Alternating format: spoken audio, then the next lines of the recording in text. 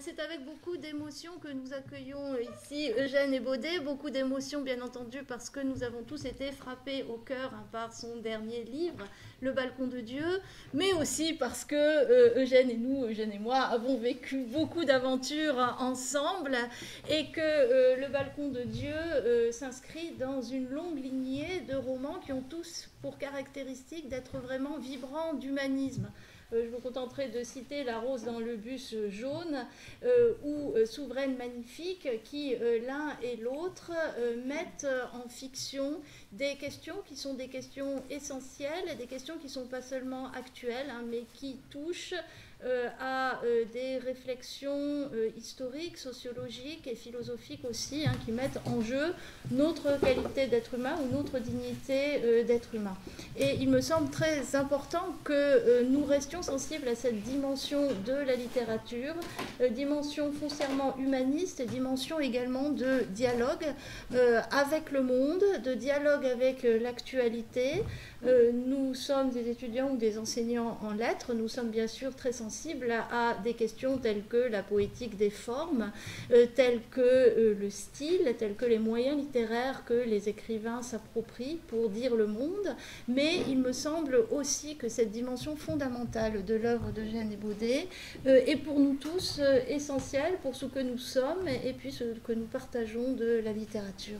Donc merci beaucoup d'être ici et d'avoir accepté d'être le parrain de notre association des étudiants de lettres, et Florence Théron, qui dirige le département de lettres, va dire quelques mots. Voilà, donc je vous souhaite la bienvenue, mais est-ce qu'il faut souhaiter la bienvenue à quelqu'un qui a quand même passé beaucoup de temps, je suppose, dans ces murs. Je suis à la maison. Voilà, vous êtes à la maison, donc... Mais en tout cas, nous sommes vraiment très, très heureux de vous avoir parmi nous aujourd'hui pour cette présentation du Balcon de Dieu que j'ai découvert donc ces derniers temps, et je me suis plongée dans cet ouvrage avec vraiment beaucoup de plaisir. On va en parler après, mais je voulais vous remercier aussi de parrainer cette association, cette nouvelle association des étudiants de lettres modernes. Et il y a votre représentant ici de cette association très, très dynamique, jeune mais dynamique. Donc merci voilà, pour ce parrainage. Et puis je vais m'inscrire un petit peu dans les propos que Corinne a lancé tout à l'heure. Je pense que c'est à la découverte de votre ouvrage, je me suis rendu compte d'une littérature engagée, d'une littérature avec des engagements forts. Et je pense que c'est un beau signal à donner à nos étudiants que cet engagement fort et cet humanisme, effectivement, qui transparaît dans votre travail. Voilà. Donc merci pour cette fable moderne, nous allons parler après. Et puis, encore une fois, c'est avec grand plaisir que nous allons pouvoir échanger avec vous pour cette conférence et pour la suite. Merci beaucoup. Merci beaucoup. Alors, je vous propose de vous installer.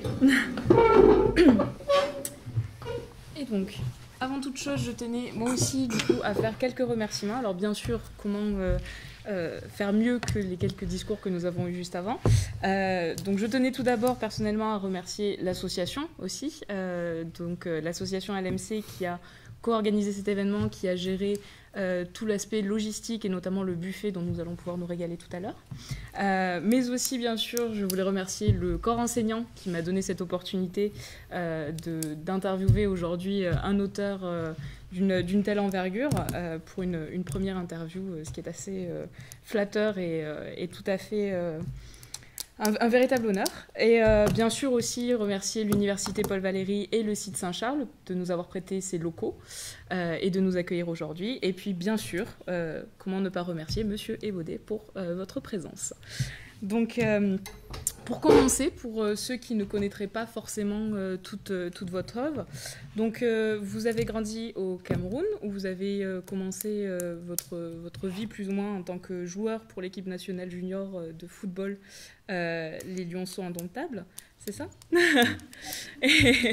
Et puis vous avez fait après vos études que vous avez poursuivies notamment en France, ce qui vous a amené jusqu'à Montpellier pour notamment un doctorat au sein de notre belle université, si je ne me trompe pas.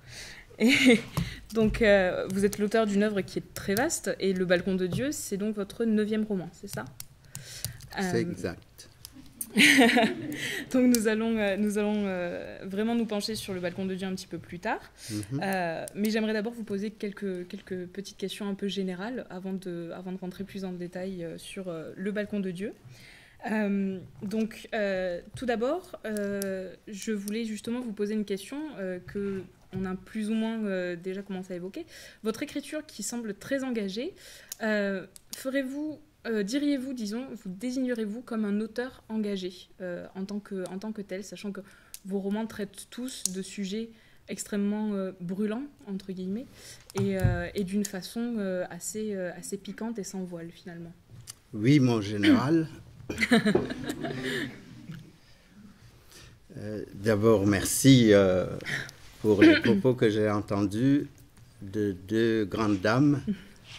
Une 3e, bien entendu, Madame Théron, qui m'a ouvert la porte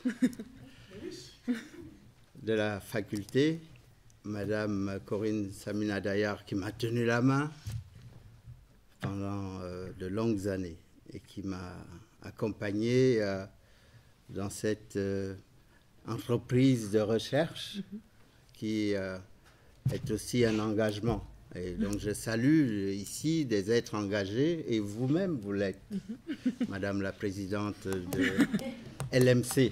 C'est bien ça? Ça, c'est Mademoiselle Elsa qui est... Ah, c'est Elsa. C'est Elsa la Présidente. Elle arrive justement. Qu'elle ne pense pas qu'il y a eu un coup d'État.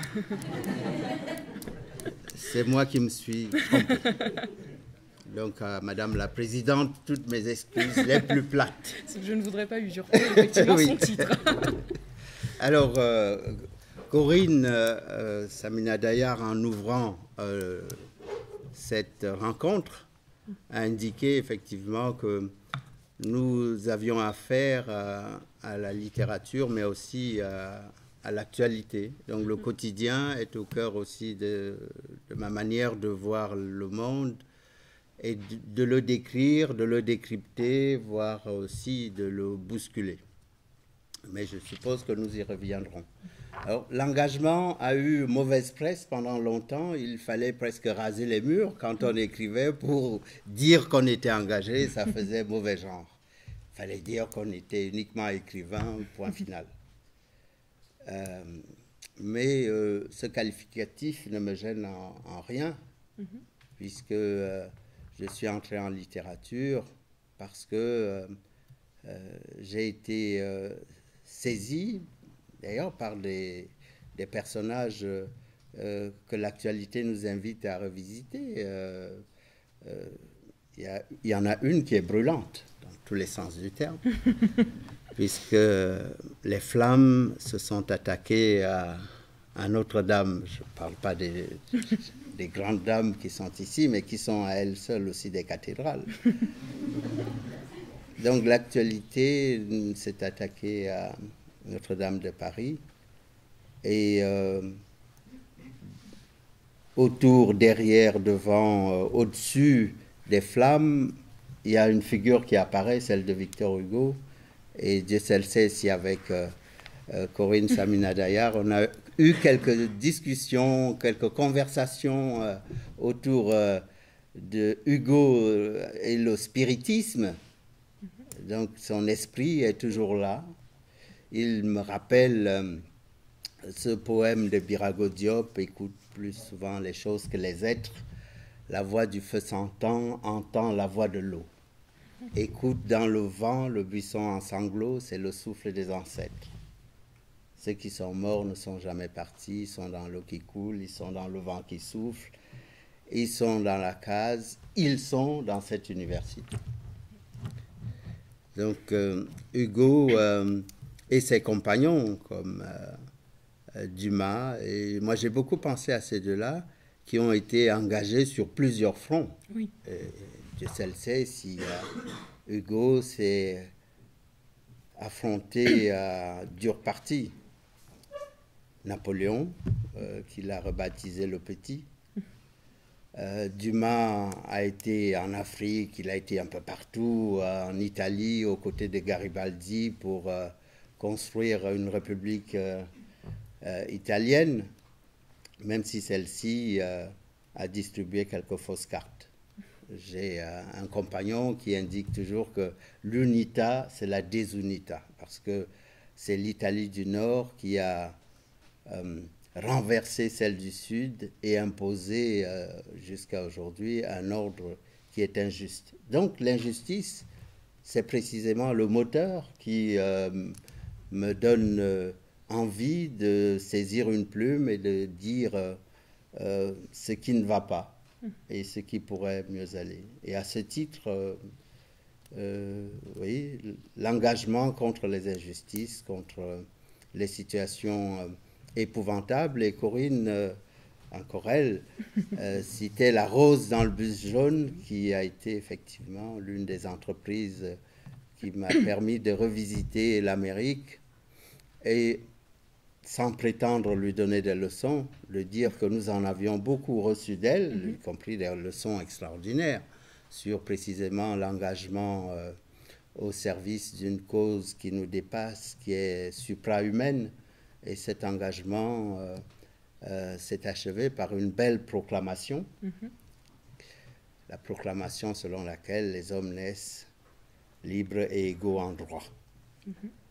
Et qu'ils avaient même au-dessus de cette simple proclamation des droits, une quête, celle du bonheur. Ça, c'est la proclamation des Founding Fathers aux États-Unis. Et celle-ci a laissé perdurer un état désespérant qui concernait les Noirs, mais pas seulement les Noirs.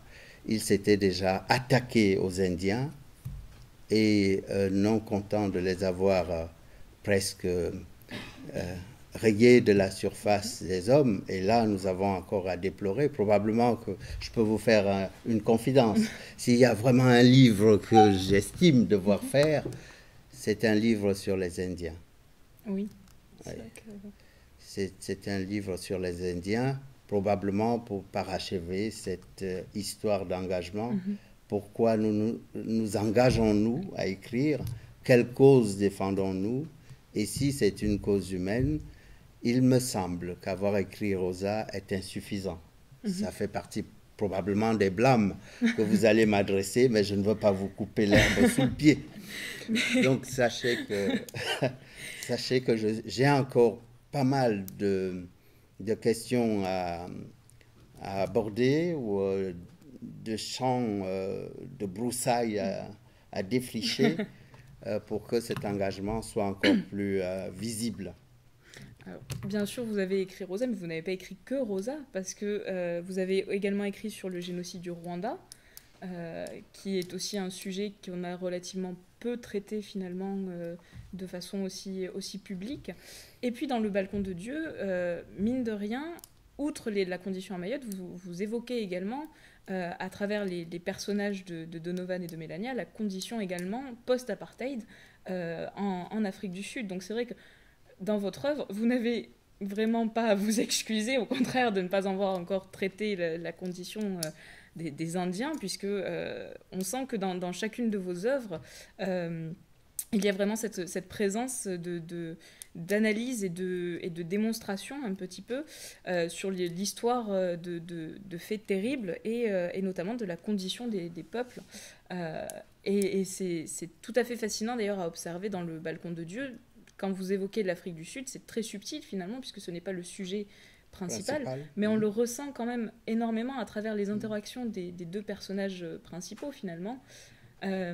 Puisque donc pour les quelques personnes qui n'auraient peut-être pas lu le Balcon de Dieu, les deux personnages principaux, donc Donovan et Mélania, sont un couple de Sud-Africains blancs qui, après pour leur voyage de noces juste après leur mariage, voulaient partir à l'île Maurice et se retrouvent à cause d'un cyclone, forcés à atterrir à Mayotte, où ils vont découvrir un petit peu les conditions de vie mahoraises. des conditions qui vont tellement marquer d'ailleurs Donovan que le couple va déménager à Mayotte 2 ans plus tard pour aller donner un coup de main, entre guillemets, à leur manière, selon un engagement digne de Nelson Mandela, selon Donovan. Donc on sent aussi une très forte inspiration de Donovan pour Nelson Mandela, mais visiblement donc c'est une des figures qui vous a énormément marqué aussi, j'imagine. Oui, c'est exact. J'ai eu quelques difficultés à aborder ce sujet, ou en tout cas à convoquer l'Afrique du Sud dans les agapes mahoraises. Parce que je me suis interrogé, est-ce que le public comprendra pourquoi ces 2 personnages sont convoqués et quel but est-ce que je poursuis en les plaçant au centre de l'action, au cœur de l'action, alors qu'ils auraient bien préféré vivre leur vie amoureuse. Dans une fable, ils vécurent heureux, eurent beaucoup d'enfants. Ils en ont un. Oui, ils en ont une déjà. Il y a une jeune fille qui se prénomme Fiona et qui naît le jour du décès d'ailleurs de Nelson Mandela, enfin de l'anniversaire du décès. Nous de sommes Nelson encore Mandela. en plein spiritisme presque, puisque c'est l'âme de Mandela qui est transférée dans celle de cette petite fille. Et vous me rappellerez, parce que je risque d'oublier, que me voici abordant donc l'âme d'un illustre et qui est un homme. Et voici qu'il y a un transfert dans une jeune fille. J'en parlerai, vous me rappellerez. Oui, c'est promis. Parce que je ne veux pas m'écarter de la piste que vous m'avez lancée. Pourquoi ces 2 personnages et donc l'Afrique du Sud? C'est parce que il y avait plusieurs raisons à cela, de convoquer l'Afrique du Sud. L'année dernière, parce que c'est un livre que j'ai écrit l'année dernière, que je n'avais pas en projet, et je me suis retrouvé dans une mobilisation sociale qui s'éternisait. J'écrivais avant à ma directrice en lui disant combien Mayotte était une terre merveilleuse, mais gangrenée par la désertion de l'État, par une épouvantable situation des enfants, des rues, abandonnés, livrés à eux-mêmes.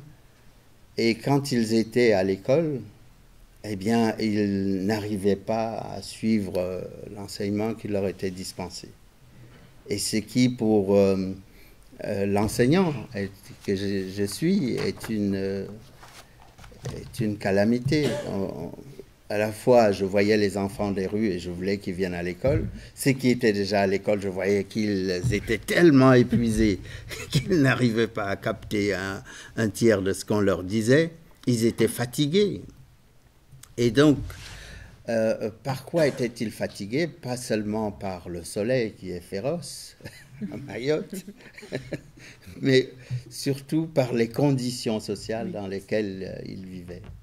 Et ces conditions sociales étaient épouvantables. Et, les bangas dans lesquels ils vivaient, qui sont des maisons rafistolées à la va-vite, entourées de tôles rouillées, et souvent construites sur des terres fragiles, où les premiers orages emportaient souvent des cases entières. Et donc, à la fois le logement, les aspects sanitaires, les aspects éducatifs, tout était branlant. Tout était branlant, donc c'est un monde ébranlé que je découvrais. Et puis, quand nous avons vécu les mobilisations sociales de 2018, qui ont duré 4 mois, eh bien, on a aussi senti poindre des phénomènes qui sont voisins du Rwanda, qu'il y avait comme une préparation d'une guerre civile et ça me causait beaucoup de troubles puisque j'avais déjà abordé ce sujet et je ne souhaitais pas le revivre. Oui. Puis Mandela, l'année dernière, c'était le centenaire de sa naissance. Et donc tout d'un coup, je me suis dit, je vais parler des problèmes de Mayotte et surtout de cette mobilisation des Mahorais pour une vie autre. Et cette mobilisation pour une vie autre se trompait aussi de cible. Il y avait les immigrés comoriens qui étaient désignés comme étant les fauteurs de troubles, les fauteurs d'insécurité, les fauteurs de mal-vivre. Et tous les immigrés étaient emportés par cette danse inquiétante. Cette espèce de préparation au malheur, je la voyais venir. Et puis, donc, quand il s'est agi d'écrire, je me suis dit, je vais convoquer les Sud-Africains qui vont... des Sud-Africains blancs. Oui. Parce que l'héritage de Mandela n'est pas un héritage coloriel. C'était un héritage qui n'est même pas seulement africain, qui est universel. Qui est universel, qui est humaniste, finalement. Voilà, c'était l'incarnation d'un humanisme universel. Et il ne pouvait pas appartenir au seul noir. D'ailleurs, il avait lui-même... manifesté dès les premiers instants de son mandat politique en faisant en sorte qu'il y ait une commission vérité et réconciliation qui n'a pas été très bien comprise dans son propre camp. L'ANC a traîné les pieds, son vice-président a râlé, même trop fort à mon goût. Estimant qu'il n'était absolument pas question de tendre la main à ce qu'on pouvait désigner avec des guillemets comme étant l'autre camp. Oui. Et Mandela a souhaité que la discussion soit ouverte et que les âmes de bonne volonté puissent conjurer le mauvais sort et que le dialogue civique, citoyen, ne soit pas une forme d'impunité, mais que les coupables puissent être jugés, mais qu'au-delà de la culpabilité, il y ait la réconciliation comme perspective. Donc je voulais que cet héritage puisse être revu. Difficile de le corriger, mais au moins réentendu, réexprimé, réexposé. Et il me souvenait aussi que Mandela, qui n'était pas seulement un homme, et on le voit encore, il avait beaucoup de peine à regarder la situation qui sévissait aux États-Unis comme étant c'était une autre forme d'apartheid. Oui, finalement, oui. Cette séparation entre les Blancs et les Noirs. Et ce qu'il avait fait, d'ailleurs, c'était de se rendre aux États-Unis et il avait souhaité rencontrer Rosa Parks. Ça, c'était un des liens qui m'ont poussé, après avoir écrit Rosa Parks, écrire sur Mayotte dans le bassin de l'océan Indien qui devait dépasser les seules frontières d'une île, même si c'est une île prodigieuse, et qu'on puisse aussi réfléchir à la situation géopolitique qui avait prévalu pendant les années d'apartheid, qui n'est pas assez connue.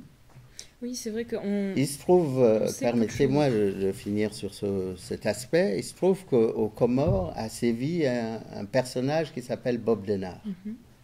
Et Bob Denard, le mercenaire qui était un peu sponsorisé en sous-main par les services secrets français, et de manière beaucoup plus ouverte par l'Afrique du Sud, eh bien, servait à contourner les sanctions qui étaient imposées au régime d'apartheid. Et c'est pour cette raison-là que je voulais aussi que nous puissions en profiter pour réévaluer la politique de l'Afrique du Sud durant la période d'apartheid et les différents personnages qui ont contribué à mettre un paravent sur les sanctions internationales et à ne pas passer en perte et profit toutes les mésaventures qui avaient été conduites, certaines au nom de la France, parce que Bob Denard se présentait comme français, et ce triste personnage qui faisait donc en sorte que les bateaux puissent accoster aux Comores et que les produits qui étaient frappés d'interdiction en Afrique du Sud puissent ensuite être à la fois déchargés et ensuite reconvoyés en Afrique du Sud par ses soins, eh bien, il a pillé les Comores pendant très longtemps, pendant une vingtaine d'années, je dirais même pendant 25 ans. C'est long. Et il a donc laissé un passif qu'on n'a pas, sur lequel on n'a pas médité, lequel passif a donc à voir avec Mayotte, puisque les Comoriens, dépouillés comme ils l'ont été, n'ont pas eu la possibilité de faire prospérer leur île. Que font-ils? Que leur reste-t-il à faire? Eh bien, c'est d'aller dans l'île voisine, celle de Mayotte. Donc, il me semblait que pour les Mahorais eux-mêmes qui se plaignaient des Comoriens, ils ne revisitaient pas, ils ne questionnaient pas assez l'histoire. Et les hommes publics, les hommes politiques français, je les trouve complices, non par omission, mais non, ils savent ce qu'ils font, mais ils ont une espèce de... ils sont tétanisés, ils sont, je dirais pas... bon, je ne voudrais pas paraître insultant, je ne voudrais pas reprendre mon Hugo, mais il devrait servir encore pour voir des petits partout. Il n'y avait pas que Napoléon qui était petit. Je crains qu'il ait fait beaucoup de petits, ce monsieur, et qu'il soit encore à l'œuvre, à l'heure où nous parlons.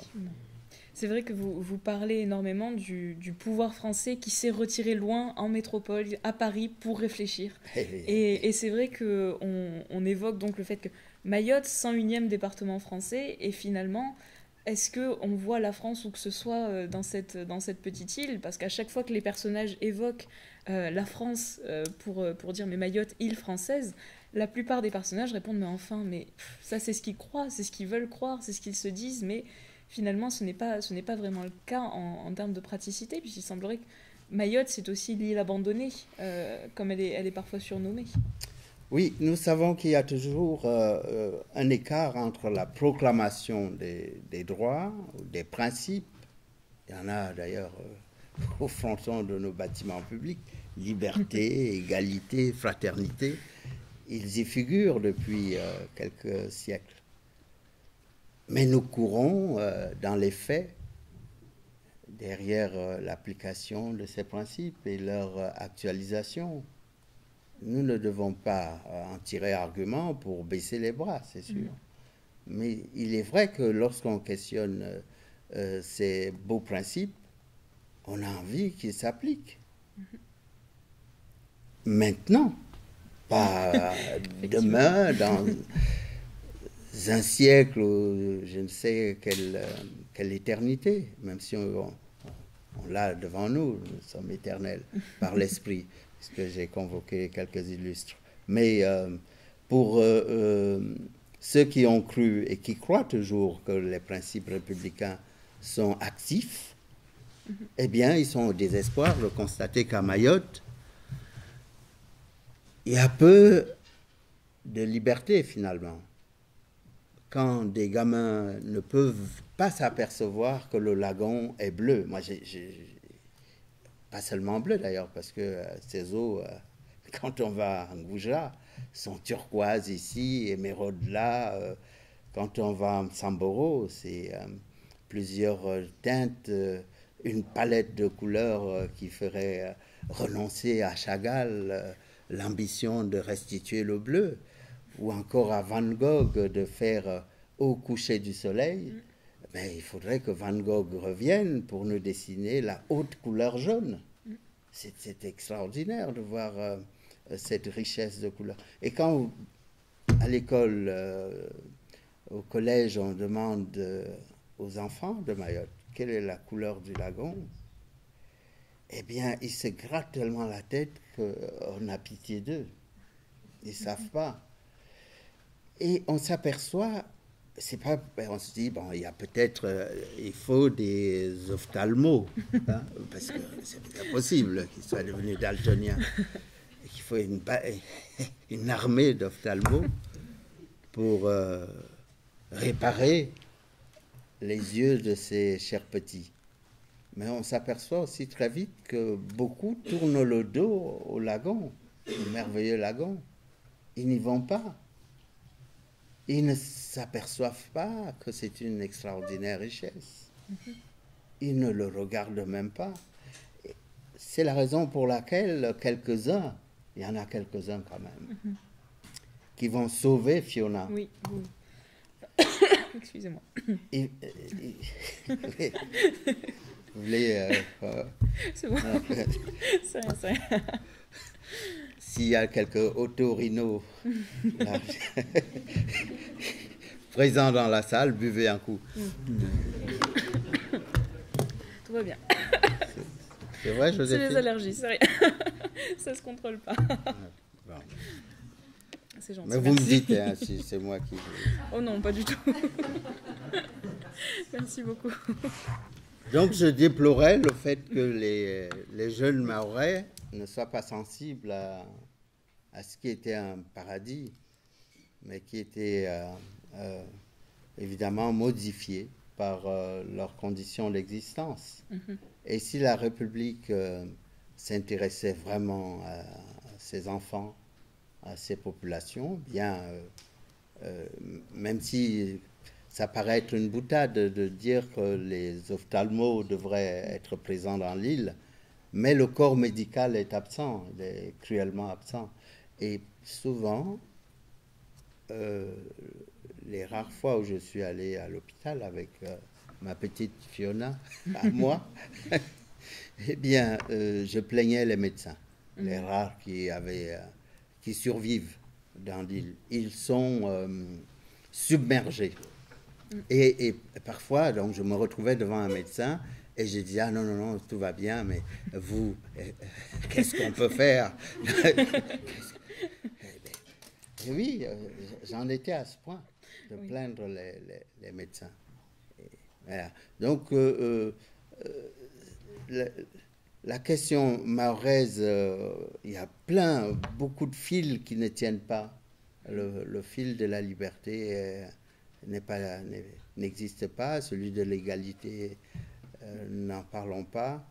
La fraternité, elle, est en très mauvais état partout, pas seulement à Mayotte, on le sait. Même si, je dois quand même dire que le Conseil d'État, j'ai lu un entrefilet du Monde qui disait que quelqu'un qui portait assistance aux migrants du côté, c'est pas la vallée d'Aoste, mais enfin vers l'Italie, avait été jugé comme ayant participé d'une entreprise de fraternité qui n'était pas soumise à un enrichissement personnel. Il les aidait par un pur sentiment, celui de la fraternité. Et donc, le Conseil d'État lui avait donné raison. J'ai trouvé que c'était une réponse très satisfaisante parmi les très nombreuses désagréables et immondes qui nous submergent. Donc, je salue, s'il y a un conseiller d'État dans la salle, qu'il sache que ma gratitude est infinie. Tout à fait. Et il y a aussi pour la question de l'égalité. À Mayotte, finalement, il y a tellement de populations à l'heure actuelle, de différences dans la population entre les Comoriens du coup qui viennent et les Mahorais il y a un problème d'entente, il y a un problème d'identité qui se ressent un peu à travers ce livre, avec toutes les anciennes rivalités, rivalités entre les deux peuples qui ne cessent de ressurgir finalement avec cette espèce de cohabitation difficile, et le fait que les Mahorais étant déjà dans une vie qui finalement ne leur offre pas vraiment de cadeaux, on va dire, voir en plus les Comoriens qui sont leurs anciens rivaux venir après dans leur île, alors qu'ils n'ont finalement pas plus à offrir que la nationalité française.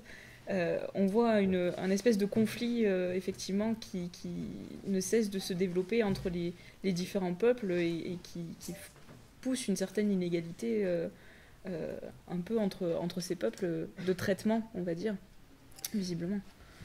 Oui, vous avez raison, il y a des rivalités historiques. Elles tiennent au fait que lorsque la France a décidé de se retirer de Mayotte, où elle s'était établie en 1841 par un traité signé par Louis-Philippe, eh bien, les Comoriens, les Comores en tout cas, cet archipel constitué de 4 îles, Mayotte, Moïli, qui est l'autre île comorienne, Anjouan et Moroni. Donc les 4 îles avaient des liens compliqués. Et avant la présence française, il y avait le triste commerce des esclaves, et la plupart des esclaves venaient de Mayotte. Et ceux qui en faisaient le commerce venaient de Madagascar, pour la plupart, de la Réunion et aussi des Comores. Donc les rivalités tournaient autour d'abord de la question des esclaves, de l'esclavage. Ensuite, lorsque dans les années 60, à partir de 58, il a été question de mettre fin à la logique coloniale, eh bien, ces îles ont eu pour consigne d'expérimenter, avant de passer le passage à l'autodétermination, d'expérimenter une autonomie interne.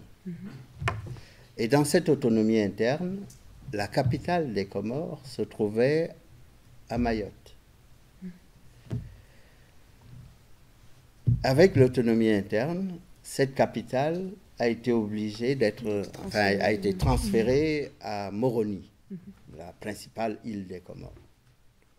Ce transfert a été suivi de celui des fonctionnaires, des moyens, évidemment, disponibles. Et c'est donc à partir de Moroni que se géraient les crédits, que se géraient les personnels. Et tout a pris un autre tournant lorsque les premiers responsables donc, du gouvernement local, les Comoriens, ont estimé qu'ils avaient une revanche à prendre sur les Mahorais. Et ça a dérapé. Ils n'ont même pas attendu, au fond, le coup de massue de M. Bob Denard, qu'eux-mêmes aussi, et c'est là où j'essaye aussi de rendre à César, petit César du coin, ses turpitudes. Et donc il y en a eu chez les Comoriens, qui avaient pour nom à la fois la rupture des crédits pour les écoles, pour les équipements publics, pour les infrastructures. Donc ça a été des politiques publiques restreintes pour Mayotte. Et pire, les fonctionnaires qui étaient à Moroni ont essuyé de manière constante des vexations, des brimades, et allant jusqu'à quelques entreprises un peu, que n'ont pas supporté les femmes mahoraises qui estimaient que lorsque leur mari revenait à Mayotte, il y avait peu de bourses, enfin, que leur bourse avait été épuisée. Je vous vois sourire, mais je ne sais pas quelle bourse vous pensez, mais vous avez raison. Elles étaient vides. Elles se sont émues de cette situation, ont demandé des explications à leurs époux, lesquels se sont mis à table sans regimber. Donc ils ont avoué que les brimades, les vexations, les paies étaient même un peu restreintes, et ce qu'il leur restait, on leur jetait dans les pattes quelques filles de joie, enfin, quelques personnes qui se chargeaient de les dépouiller. Du coup, les femmes, les Comoriennes, elles n'ont pas une vocation au supplice, elles ont imaginé une contre-offensive à la guerre comme à la guerre. Et elles ont attendu que... Non, elles n'ont pas attendu, elles ont adressé des doléances au gouvernement local pour dire, voilà, nous souffrons beaucoup, vous nous avez abandonnés, et nous avons beaucoup de difficultés à joindre les deux bouts. Venez donc nous voir. Et les premiers personnages politiques qui se sont rendus à Mayotte ont été accueillis, bien sûr, avec le collier de fleurs traditionnel, mais ce n'était pas tout. Elles ont appliqué cette fameuse technique des chatouilles. Voilà, qui vous a beaucoup amusé, j'imagine. Qui m'a beaucoup marqué, effectivement. Une lutte politique par les chatouilles est assez inédite et fort intéressante, effectivement. Les figures des chatouilleuses que vous évoquez, du coup, dans le livre, sont effectivement véritablement fascinantes. Donc, allez-y, expliquez donc un peu plus en détail. Je suis sûre que certaines personnes sont un peu confuses. Ah oui, qui ne comprennent pas quel était le procédé. Un jour, j'ai indiqué que c'était une révolution digitale et une personne a traduit par révolution numérique dans un article qui m'a... Il y avait une confusion entre le mouvement et la révolution technologique. Non, donc, cette révolution digitale s'est appuyée sur une pratique courante à Madagascar. Et Zena Amdere, qui était une Mahoraise qui était repartie à Madagascar, la grande île, celle qui était la plus prospère et qui historiquement est aussi chargée d'une très forte histoire, mais je ne pourrais pas vous la raconter aujourd'hui, ce serait trop long, sauf si nous passons la nuit, ce qui n'est pas du tout prévu par la faculté. Par l'université, oui. Je pense qu'au bout d'un moment, on aura les locaux fermés, malheureusement. Oui. Et donc, Zena Amdere a importé de Madagascar la pratique des chatouilles qui consistait donc à saisir un personnage et à lui appliquer comme ça des mouvements de doigts. Au début, ça paraît très divertissant, mais si on insiste au fur et à mesure qu'on insistait avec ce mouvement des doigts, eh bien la personne qui en était qui subissait ce mouvement, ça ne l'amusait plus beaucoup, le sourire se crispait, et puis ces chatouilleuses ont accompagné ces premiers mouvements par une séance pour les hommes politiques qui étaient ainsi mis au supplice mahorais, par ces femmes les déshabillaient pour qu'un contact plus appuyé soit effectué sur leur corps. Alors ils se contorsionnaient et finissaient par se rouler par terre. Donc c'était un supplice d'humiliation que ces femmes ont appliqué avec beaucoup de constance. aux hommes politiques qui venaient des Comores. Vous me diriez qu'il y a quelques politiques qui soient depuis repartis, et il ne me semble pas que M. Castaner, notre joyeux ambianceur de boîte de nuit parisienne, ait subi un tel supplice, ou que la princesse de Montretout, qui montre surtout combien elle est ridicule, celle du front, je ne sais pas l'appeler autrement, n'a pas eu à subir un tel supplice et j'en suis désolé. Effectivement, l'actualité aurait sans doute été un peu plus rigolote. Oui. Et donc à travers ces figures de femmes qui sont finalement devenues emblématiques de la lutte politique mahoraise, je voulais également évoquer finalement la condition de la femme à Mayotte, qui est largement évoquée à travers le livre et qui est extrêmement complexe finalement, puisqu'il s'agit à l'origine d'une société matriarcale, mais qu'on voit des dérives qui touchent des jeunes filles très très jeunes finalement, qui se retrouvent mises enceintes, qui se retrouvent parfois déflorées par leur père et tout ça. La condition de la femme est quelque chose qui est très complexe et flou, entre guillemets, si je puis dire.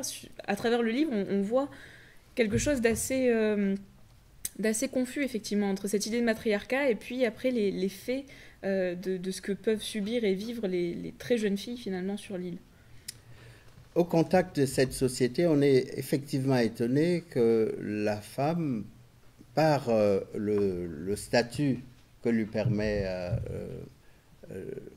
la culture matriarcale, soit placée sur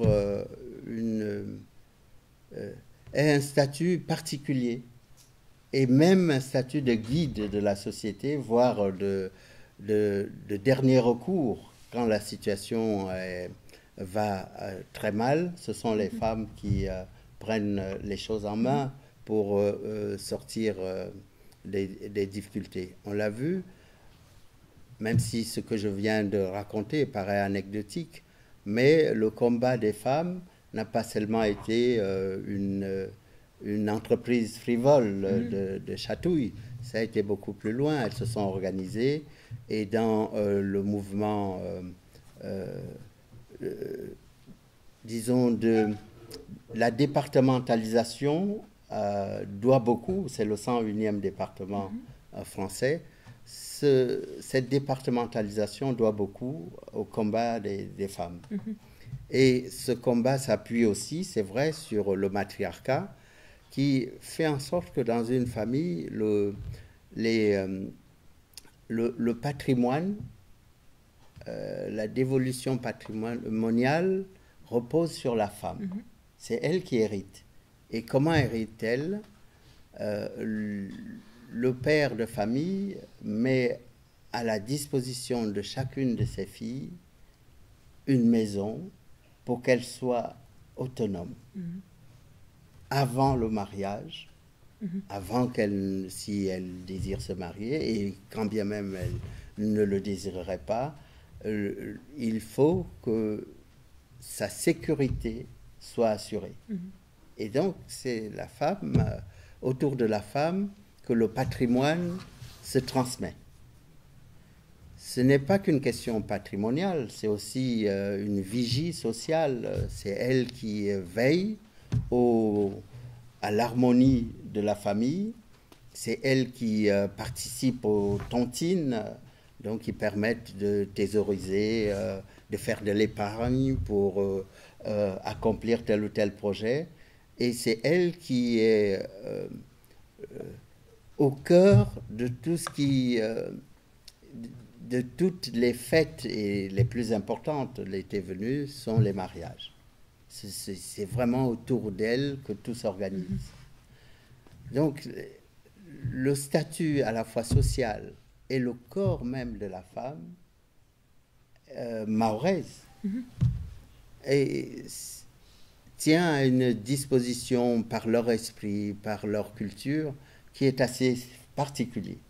Alors les dérives que vous citez et qui sont observables aujourd'hui, notamment à travers les plus jeunes, qui vont de l'insécurité à l'école, parce que abusé par les enseignants qui sont les moins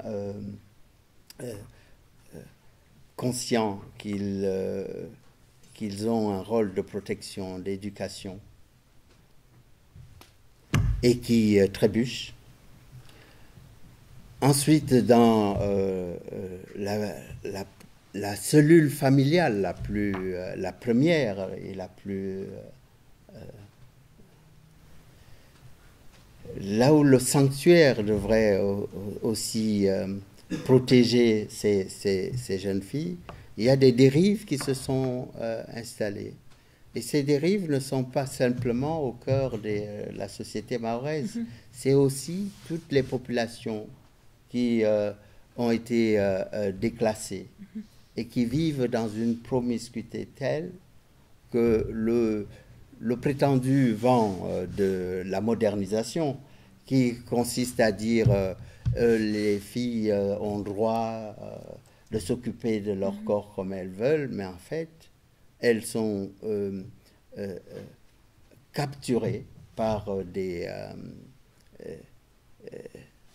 des entreprises qui n'ont rien à voir avec le libre consentement, bien entendu, mais qui sont des dérives qui appartiennent aux dérives sexuelles et à la captation des corps et non plus à leur respect, qui ne participent plus de l'éducation, mais de la jouissance sans limite et d'une manière absolument ignoble. Donc, la société mahoraise ou la société de ces îles est aussi organisée autour du religieux. Et on sait que le pouvoir, c'est une société musulmane pour la plupart. Hein. Il y a 98% de musulmans dans cette île. Eh bien, les mariages obéissaient aussi à un certain nombre de rites. Et du coup, autour de la demande sociale, de virginité, de la demande et aussi du contexte religieux qui entoure cette société, il y avait une prime à la virginité et qui était célébrée de manière très ouverte, présentée comme de manière triomphale par des matrones qui campent devant la chambre nuptiale et pour proclamer donc que c'est un grand mariage, d'autant plus que la jeune fille est vierge. Et il se trouve donc autour de cette virginité, et il y a eu des pratiques autour de la dot, donc de réévaluation de la jeune fille qui partait en mariage avec une clause de virginité qui faisait en sorte que les enchères montaient et la dot changeait de nature pour être un élément de surenchère presque commerciale. Résultat, au bout d'une longue pratique de ces contrats de mariage, les garçons qui estimaient après la nuit de noces qu'ils n'avaient pas épousé une vierge, eh bien, pouvaient exiger soit réparation, c'est-à-dire qu'on leur trouva une vierge à la place de celle-ci, remboursement, ou alors renoncer au mariage. Donc il y avait une clause pour qu'ils puissent répudier leur épouse. Eh bien, je ne sais dans quelles circonstances les choses se sont produites. Toujours est-il que j'ai reçu beaucoup de témoignages indiquant que les pères de famille, désormais, pour ne pas essuyer l'opprobre et le déshonneur, eh bien, se chargeaient eux-mêmes de déflorer leurs filles Et comme ça, il n'introduisait pas cette clause de virginité dans le mariage. Vous voyez comment des pratiques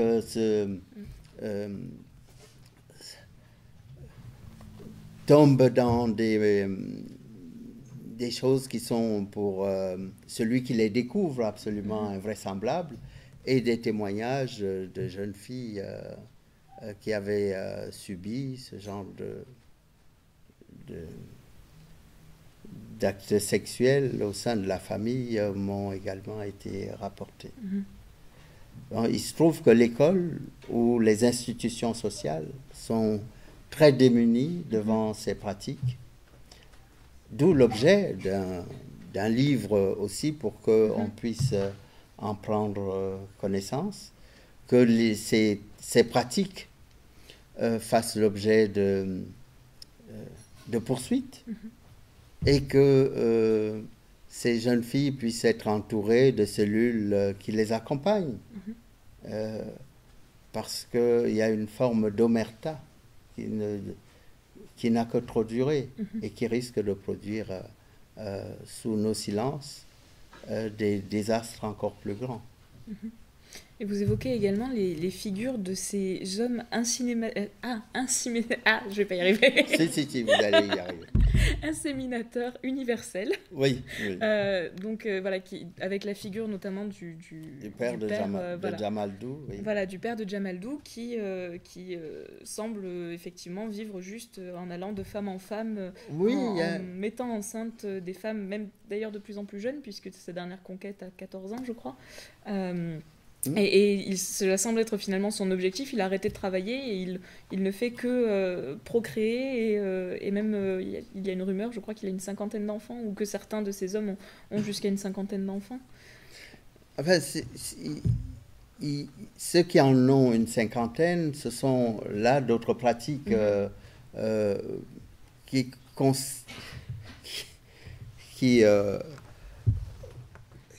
enfin, pour moi, c'était quand même un séjour invraisemblable dans la misère humaine. Il y a là donc des immigrés, c'est vrai, des gens qui viennent pour survivre à Mayotte et qui du coup perdent un emploi, et quand après par exemple avoir travaillé dans une carrière, le travail est difficile, c'est vrai, et qu'ils n'arrivent pas vraiment à nourrir leur famille, eh bien se développent des entreprises de gigolos, je ne sais pas comment les appeler autrement. Et ces personnages se reconvertissent donc dans le travail sexuel d'un nouveau genre. Et pour avoir à la fois des ressources, eh bien, ils choisissent les filles françaises, c'est celles qui ont des papiers, à la fois pour qu'ils puissent eux-mêmes en bénéficier, mais aussi parce que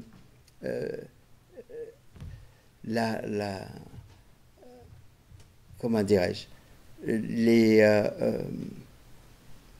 les indemnités auxquelles ils pourraient prétendre, l'assistance sociale que les enfants pourraient leur apporter est préférable à toute autre activité qui soit, elle, noble, disons. Et puis, il y a d'autres Mahorais qui, pour attribuer, pour recevoir à la fois des caisses d'allocation familiale, un certain nombre de ressources, eh bien, se déclarent pères d'enfants comoriens. C'est pas qu'ils en sont vraiment biologiquement, mais c'est des prête-noms pour bénéficier des allocations familiales. Eh bien, il y a ce type de pratique qui se développe, mais sur laquelle il est toujours très difficile d'insister parce qu'on n'a pas les statistiques, parce que ça pourrait prêter le flanc à un certain nombre d'idées elles-mêmes extrêmement dangereuses et sur lesquelles je ne souhaiterais pas donner une tribune. Il y a des dérives, sociales, il y a des dérives du comportement, celles dont nous parlons ici. Et pour moi, il était important qu'un livre comme celui-ci secoue à la fois les torpeurs, les mauvaises habitudes, les injustices faites aux enfants, et qu'on puisse trouver remède à ces situations.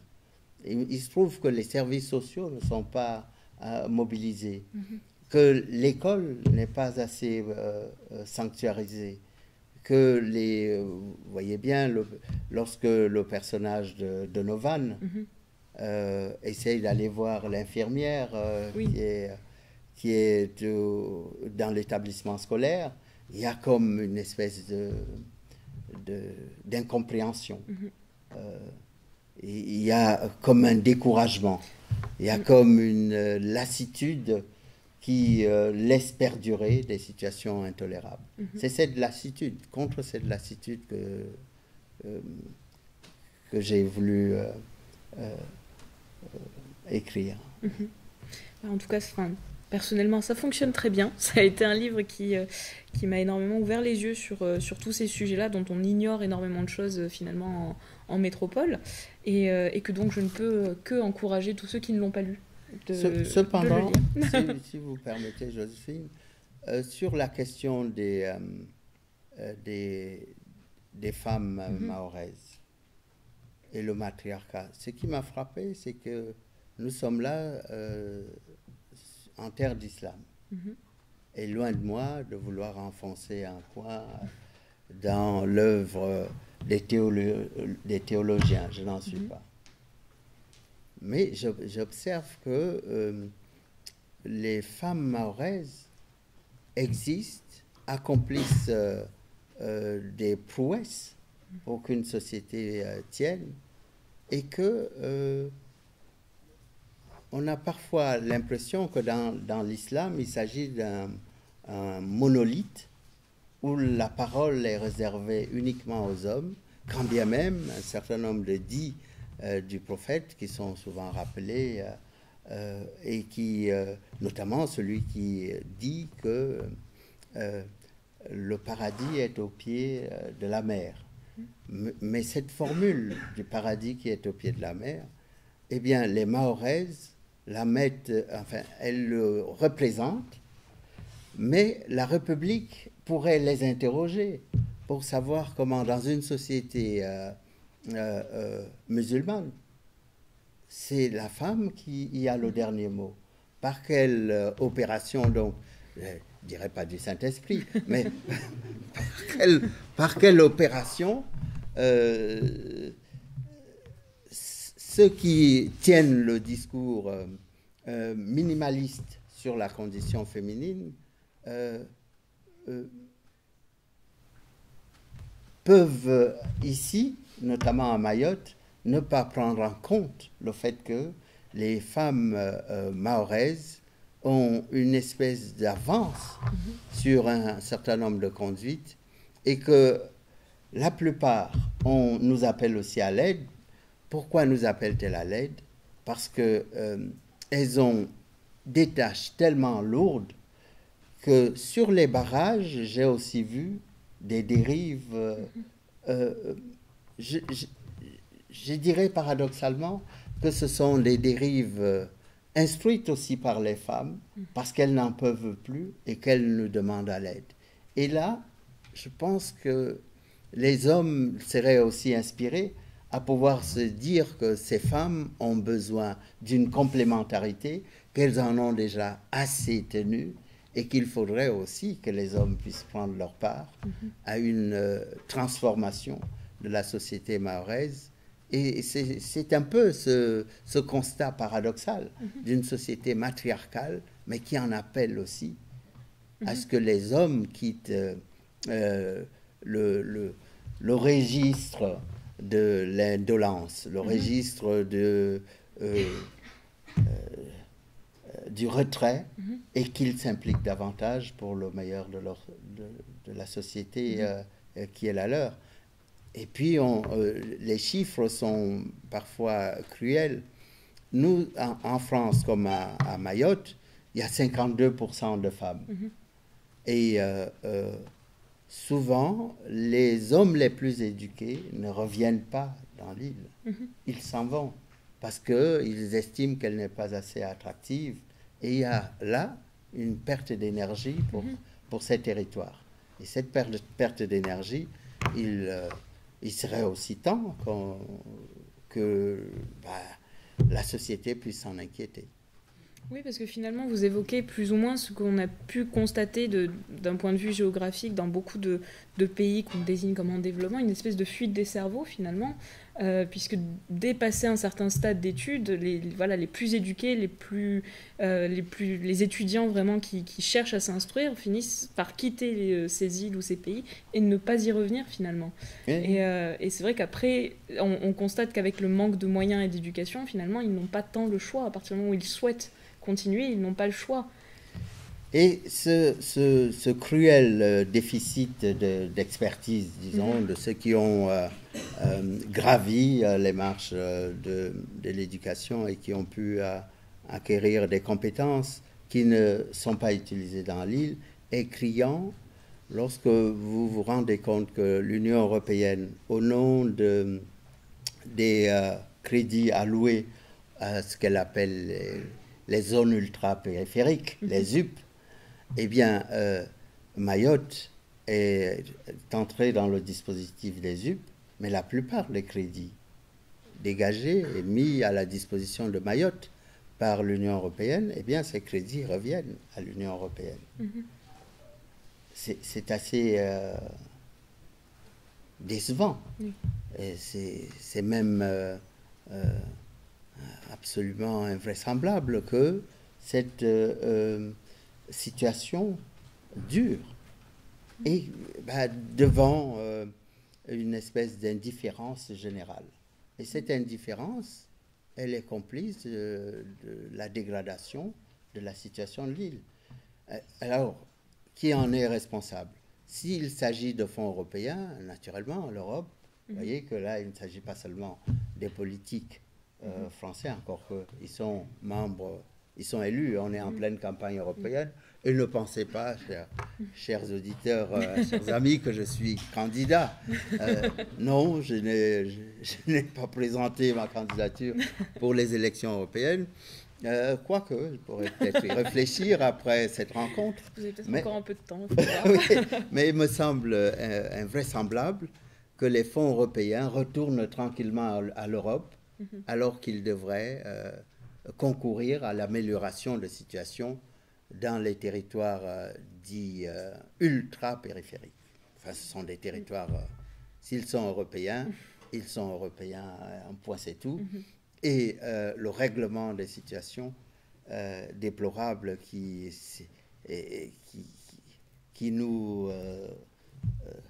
que nous déplorons, hein, ces règlements-là doivent intervenir au plus vite. Alors, comment faire?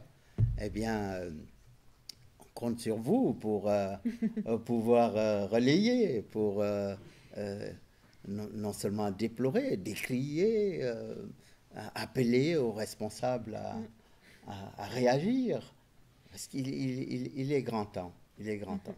Et donc, tous ces fonds reviennent, et je trouve que le régime des complicités s'agrandit et des désertions augmentent. Effectivement. Et pour revenir aussi à cette idée d'espace européen, finalement, il y a tout au long du livre un espèce de motif récurrent avec Donovan qui ne cesse de dire que c'est une île africaine et cette idée d'identité africaine et d'île africaine qui est constamment remise en question par tout le monde en lui disant mais c'est une insulte pour nous, quelle idée de nous appeler africains, ça ne va pas du tout. Alors d'où vient cette espèce de rejet total de cette identité africaine? Y a-t-il vraiment une telle idée plutôt, on est plus européen qu'africain dans une telle situation? Eh bien, à mon avis, la question est peut-être posée à tous, tous ceux qui prennent conscience de cette situation, que les Mahorais repousse tout ce qui est africain. Alors, on peut imaginer que, ayant subi plutôt par le poids des images, l'idée que l'Afrique, ce n'est que chaos, que génocide, que crime, que refus pour les populations africaines de vivre en Afrique. Donc, les images de naufragés. Figurez-vous que dans l'océan Indien, dans le lagon de Mayotte, il y a près de 1000 morts chaque année. Et vous évoquez aussi le moment terrible de jeter les bébés à l'eau dans les bateaux comme ça, lors des traversées. Enfin, c'est pour les Comoriens, mais c'est une scène aussi qui m'a pas mal marqué. Oui, moi j'aurais bien aimé imaginer, inventer, mais franchement, la réalité, elle est plus terrifiante que ce que les écrivains veulent bien imaginer. Non, c'est des faits.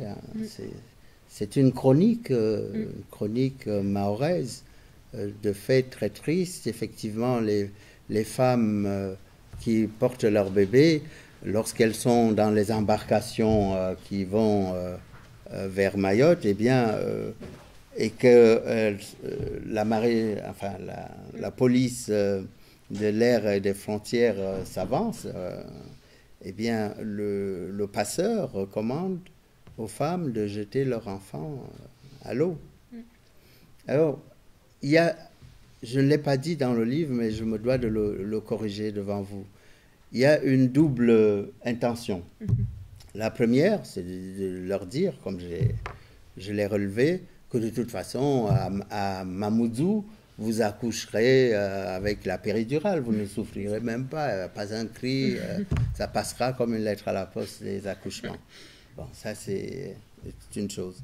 L'autre astuce, c'est que lorsque les navires qui surveillent les côtes approchent et qu'il y a quelqu'un qui est à la mer, qui est jeté un corps, le réflexe, et là il faut quand même saluer la police, le réflexe, c'est d'aller d'abord sauver les personnes qui sont dans l'eau. Résultat, les passeurs peuvent s'en aller. Donc c'est à la fois une astuce, mais souvent ça finit par... les policiers ne repêchent pas toujours au bon moment les personnes qui ont été jetées à l'eau. Oui, c'est bien triste tout ça. Effectivement.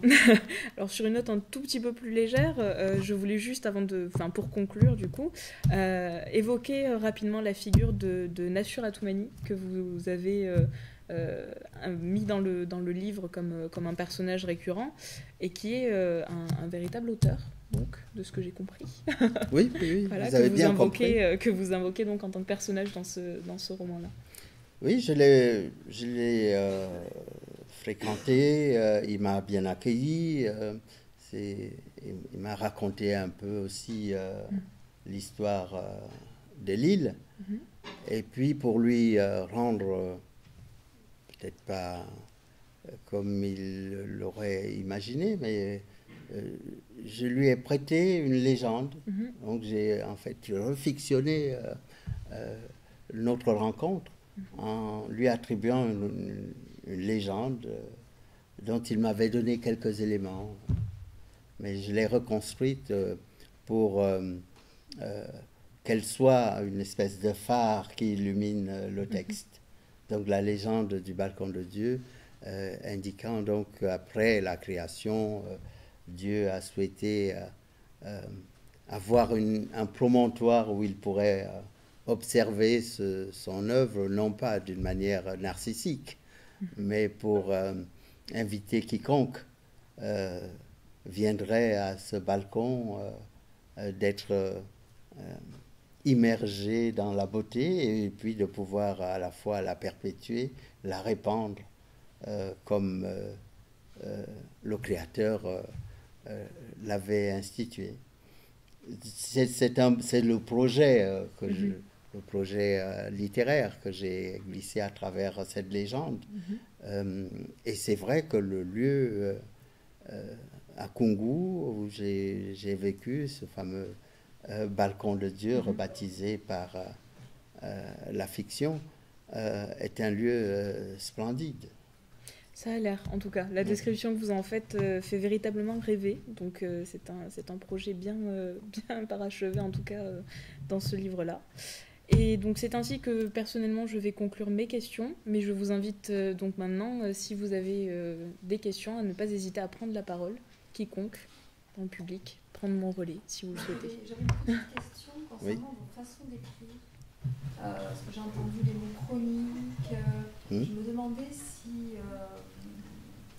il s'agit d'un roman, mais comment est-ce que vous avez travaillé à partir d'entretiens? Est-ce que vous êtes inspiré, je suppose, des personnes que vous avez rencontrées à Mayotte? Voilà. Comment cet ouvrage a-t-il été écrit et pensé?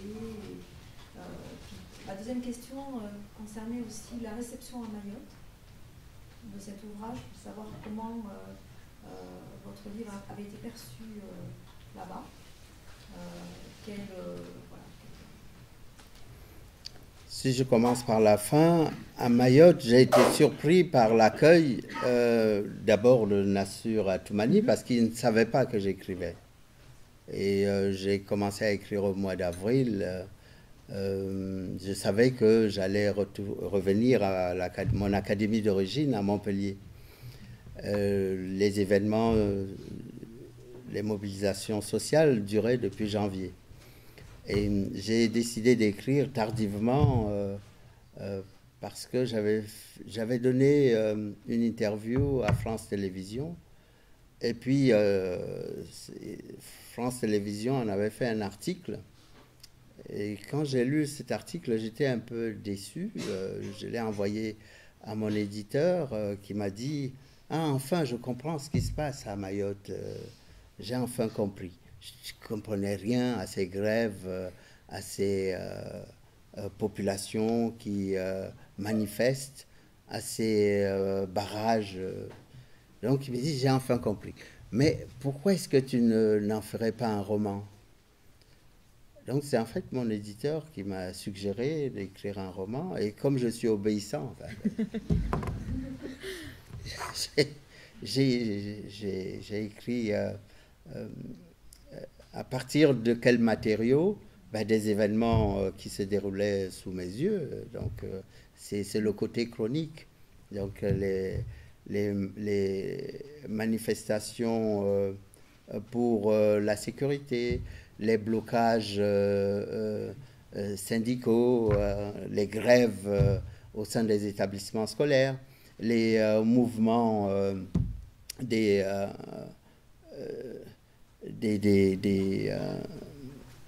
chefs d'entreprise qui aussi se sont mis en grève, enfin toute une population, et les femmes, les chatouilleuses qui ont repris du service. Donc tout ça formait un cocktail que j'ai... quand j'ai pris la décision d'écrire, du coup, j'avais plusieurs éléments. Restait à trouver des personnages qui puissent incarner une action et aussi une critique d'une société française mahoraise sclérosée, une critique d'une société mahoraise qui elle-même repoussait l'Afrique assez loin d'elle, parce qu'elle en avait une réception plutôt honteuse, voire une image dévastée de ce que pouvait être l'Afrique et aussi angoissante pour les Mahorais. Donc ils ne voulaient pas ressembler à l'Afrique. Et puis il y avait peut-être un autre élément, les Comores font partie de l'Union africaine. Donc pour les Mahorais, quiconque vient d'Afrique est presque un Comorien en puissance, puisque l'OUA aussi a soutenu la cause comorienne lorsqu'en 1975, il y a eu le référendum d'autodétermination. Un référendum qui a d'ailleurs été biaisé, puisque, vous le savez, le collège électoral devait être unique, c'est-à-dire les 4 îles allaient voter, chacune dans son île, mais que les voix allaient être mises dans un pot commun pour déterminer donc si le résultat global était pour ou contre l'indépendance. Sauf qu'ici, au lendemain des élections, au lieu du collège unique, les résultats ont été proclamés île par île. Puisque les Mahorais avaient voté à 66% en 1974 pour rester français, les Comoriens ont voté à 90% pour s'en aller. Enfin, les 3 autres îles, Moélie, Moroni et Anjouan. Donc dès le départ, il y a eu un litige, un contentieux, qui a donc été porté à la fois à l'ONU et à l'Organisation de l'Unité africaine. Ces 2 organisations défendant l'idée que le référendum avait été biaisé et que son résultat n'était pas recevable, juridiquement recevable. Donc il y a eu effectivement dès le départ un contentieux sur le résultat de cette opération référendaire. J'en parle, j'avais les éléments historiques. Difficile de pouvoir en faire une thèse, mais elle figure dans les pièces du dossier. Et puis j'avais aussi le fait que l'éducation, par rapport à l'héritage de Mandela et par rapport à ce qu'il avait professé comme attention à une humanité en progrès, une humanité sortant d'un certain nombre de ténèbres, l'éducation était là un moteur applicable à toute société qui voulait s'émanciper. Et donc, j'ai donc saisi aussi l'héritage de Mandela pour développer cette thèse dans un contexte où on voit qu'effectivement les jeunes enfants ont un contexte défavorable, que le système éducatif plie sous le nombre, parce que Ness, à Mayotte, c'est le département le plus où le taux de naissance est très élevé. Il naît une classe par jour à Mayotte, 30 enfants. Et les effectifs sont, dans les établissements qui existent, les effectifs sont pléthoriques. Et donc les moyens mobilisés pour accompagner cette population sont extrêmement réduits. Et l'école ne peut pas tenir dans ce régime. On voit aussi que les femmes donc, qui ont jusqu'ici porté l'essentiel du poids de cette société, puisque les élites s'en vont, ceux qui restent sont plutôt absents, ils sont des observateurs et non des actifs, eh bien, on en arrive à une société qui plie, qui ploie et qui s'affaisse. Elle s'affaisse géologiquement d'ailleurs, puisque l'île de Mayotte subit, oui, un affaissement régulier, même si actuellement est en train de percer une espèce, par des phénomènes géologiques assez stupéfiants, il y a une île qui est en train de sortir et ça crée des tremblements, des secousses telluriques absolument... ça bouillonne à Mayotte. Il y a à la fois la question sociale, la question géologique, et les scientifiques ne savent d'ailleurs pas ce qui est en train de se passer. Il se pourrait qu'il y ait là un tremblement de terre. Je crois que ma directrice de thèse était bien rassurée de me voir revenir vivant de cette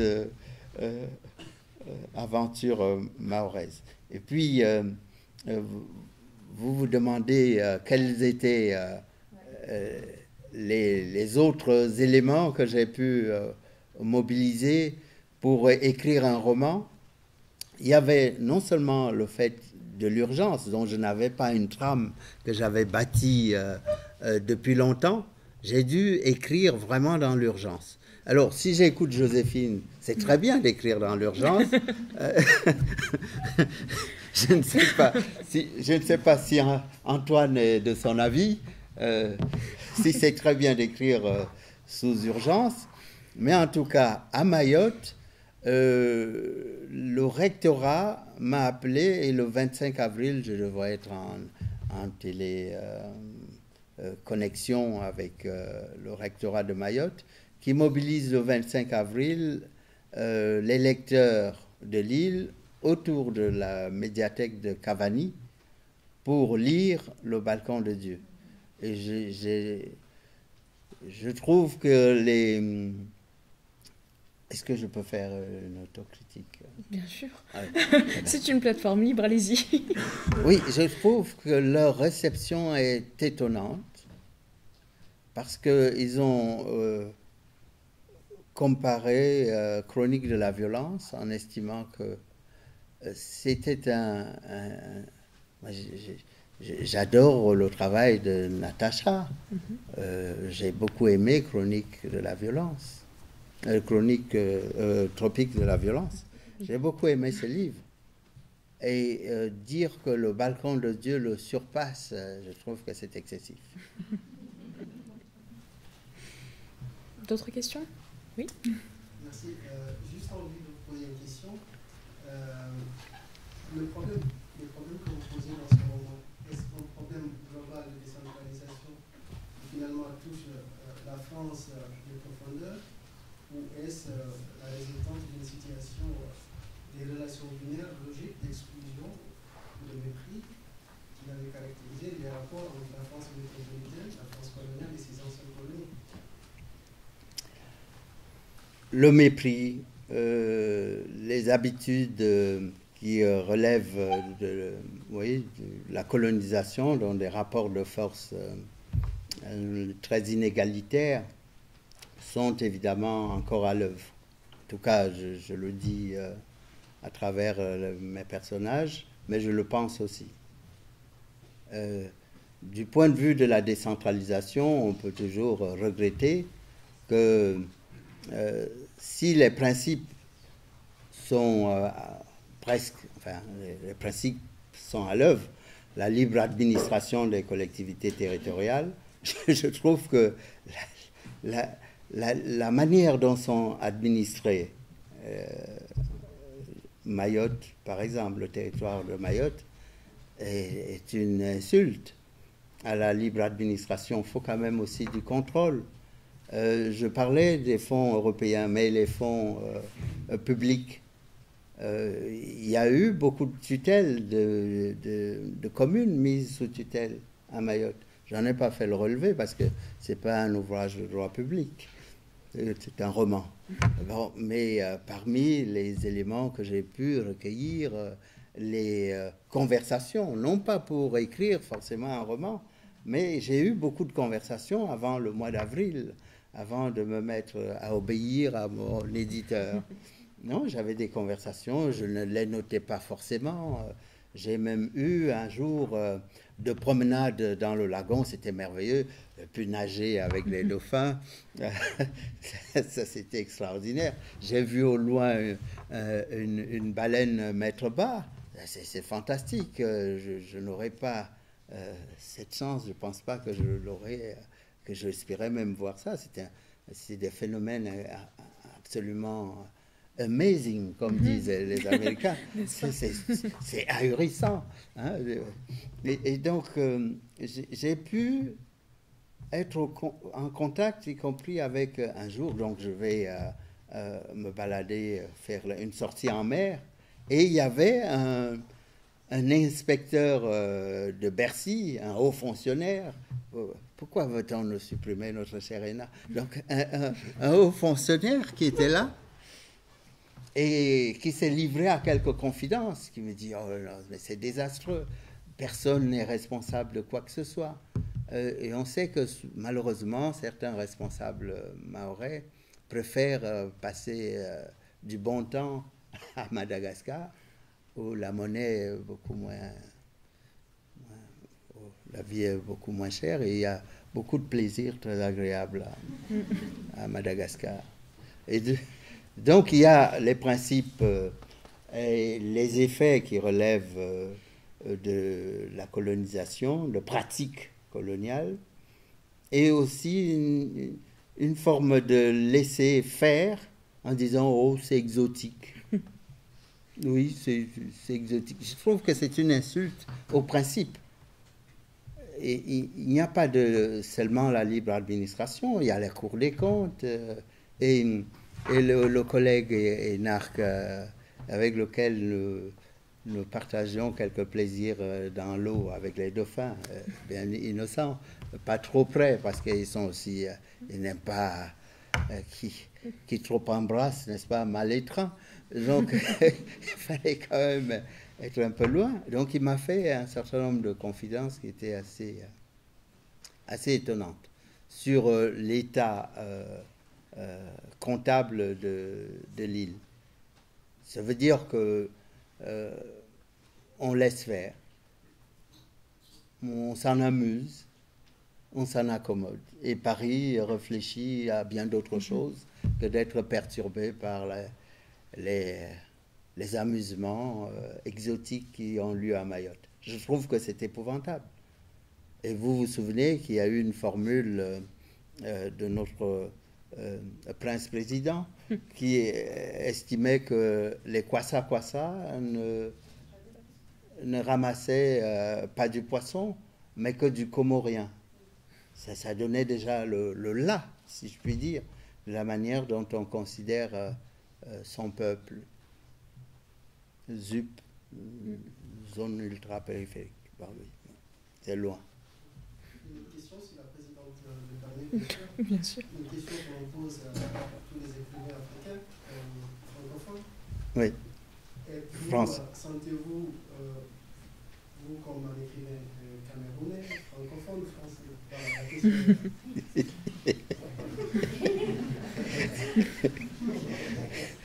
Mais je répondrai à cette question demain. Mais c'est vrai, je suis invité au grain des mots et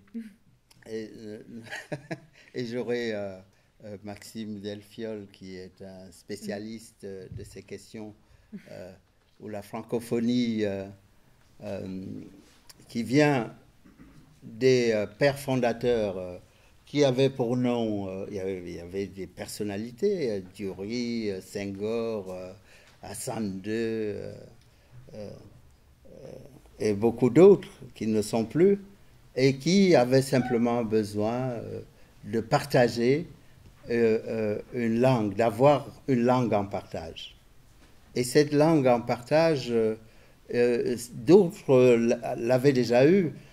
Figurez-vous que je crois que Pouchkine, qui parlait français, ne se posait pas la question de savoir s'il était, quand il écrivait, parce qu'il lui est arrivé d'écrire en français, il ne s'interrogeait pas s'il était écrivain francophone.